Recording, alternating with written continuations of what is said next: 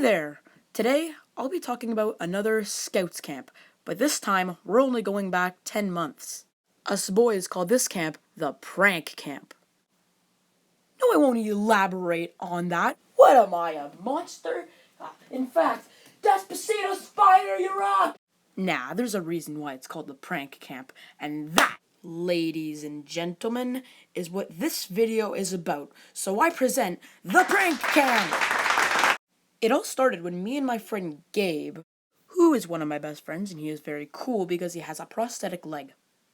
This is him. Anyway, Gabe and I were getting ready for bed in our cabin when... But why were you in a cabin, Jack? Right, I forgot to mention, this wasn't just a camp.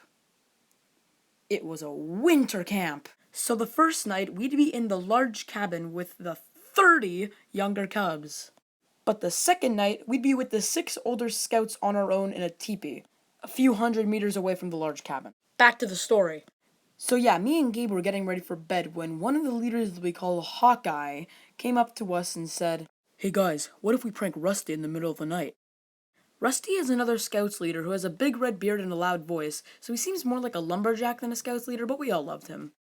Gabe and I agreed, we know Rusty could take a joke.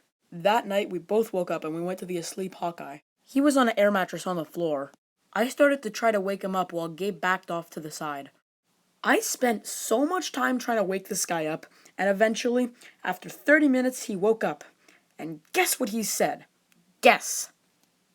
He was awake the whole darn time. I was a little mad, but it was pretty funny, so I laughed it off. The 3 of us went to the kitchen and we got some cloths and oven mitts. Then, we snuck back to the dorm where Rusty was, and I put a cloth on him. Then, I put another cloth. Then I was about to ask for another cloth when... The following morning, there were rumors that Rusty wanted to get us back. Problem was, we had no idea what Rusty was planning.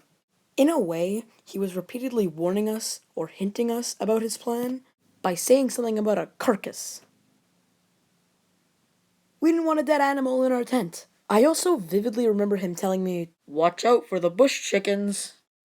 I had no idea what a bush chicken was, and I bet you don't either. This is a bush chicken. It's a strange-looking bird that's said to be mythical and is an NPC in World of Warcraft. Hey, you learned something.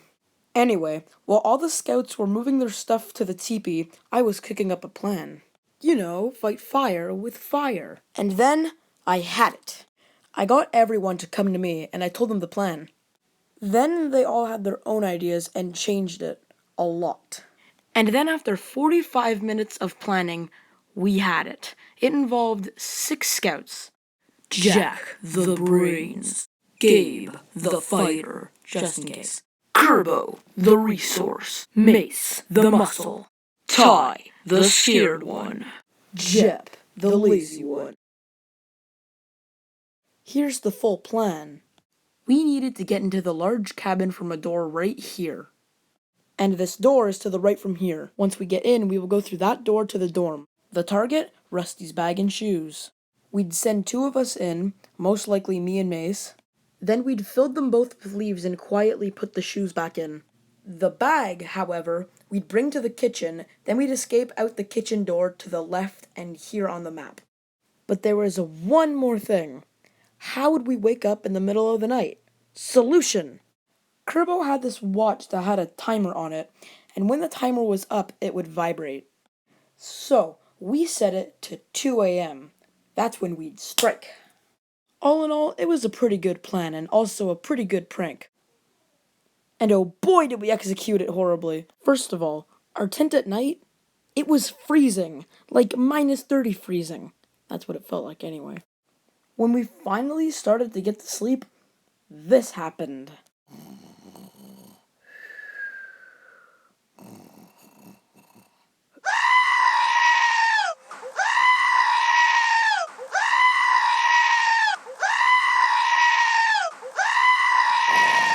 It was really strange.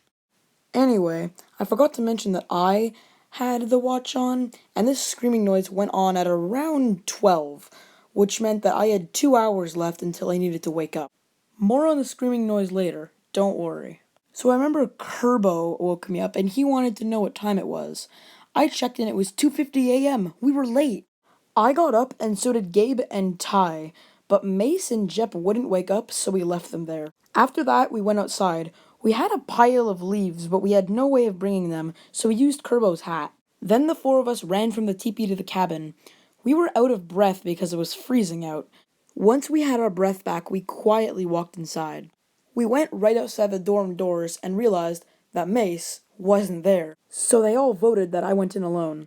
Well, Gabe I understood because his leg made him a little louder. But the other two were too chicken.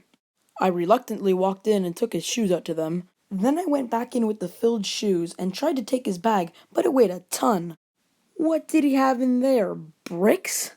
I pulled and pulled, but every tiny movement I did felt loud. Rusty could wake up at any moment. I eventually got the bag out without waking anybody up, and we brought it to the kitchen. We didn't go out the kitchen door because we remembered somebody saying something about an alarm, so we went out the way we came in. Mace was awake when we got back, and we told him that we did the prank. He didn't seem to care and went back to sleep. Okay, so this is the craziest part of the story. So this time, Ty woke me up and he said, "Jack, there's a mouse in the tent and it bit Mace's nose." I literally jumped when I heard this.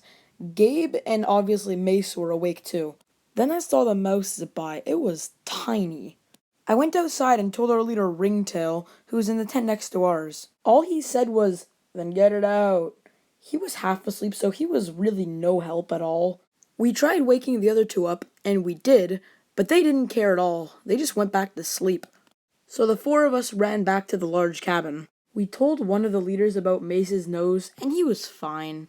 It wasn't bleeding. So this started at 4 a.m. and ended at 7 a.m. So what did we do during that time?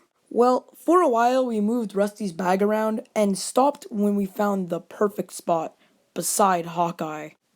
That'll teach him not to fool us. Then the boys taught me how to play 7 Up. During that, we all agreed that we heard something in the middle of the night.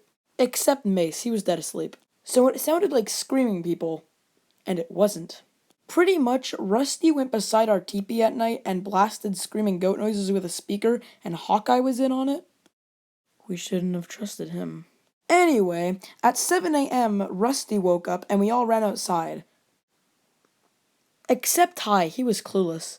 A few minutes later, we saw him awkwardly walk towards us, and he said, "Rusty shoved the leaves down my back." If you like the video, leave a like. For more animations like this, subscribe. Why do these beds have no mattresses?